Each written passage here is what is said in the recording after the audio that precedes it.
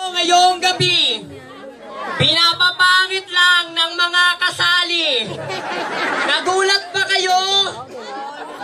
Ako din kaya. Maganda po ba ako?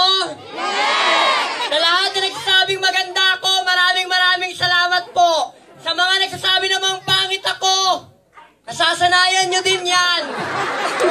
Dito sa ating mundong ginagalawan, hindi pamantayan kung anong uri, antas o estado ng pamumuhay meron ka.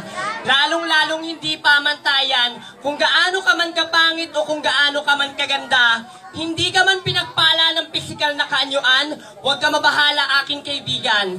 Dahil ang tunay na timbangan ng Diyos dito sa ating mundong ginagalawan ay kung ano ang nagagawa mong kabutihan.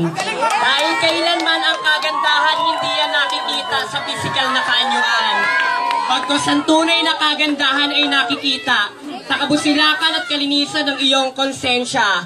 At lagi niyong tatandaan na ang kagandahan natatakpan kapag utak, talino't talento na ang napag-uusapan. A glorious evening to each and everyone. By the way, my name is Imus Garcia Jr. III.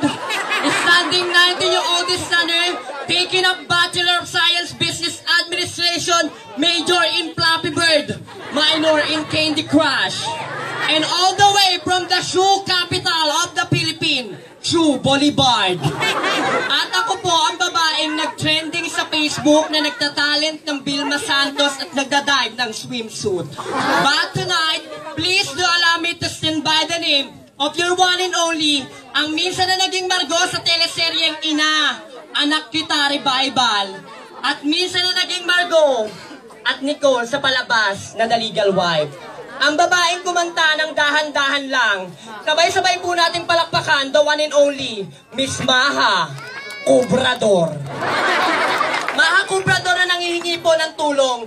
Laganap na po ang trahedya sa kuna dito sa ating mundo. Kaya magkapit-bisig tayo, magtulong-tulong tayo. Hanapin natin nawawalang 7 Dragon Balls. Nasa akin 3, 4 na lang nawawala. At lagi niyong tatandaan, lahat ng kandidata, magaganda, nagkatalo lang. Kainin nga! At bago ko po alis sa apat na sulok ng interbladong ito, minsan na nga lang makakita ng maganda. Shit, sa panaginip pa. Hashtag, tulog pa more.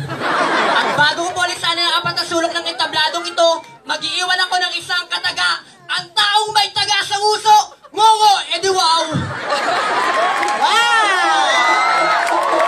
Amazing!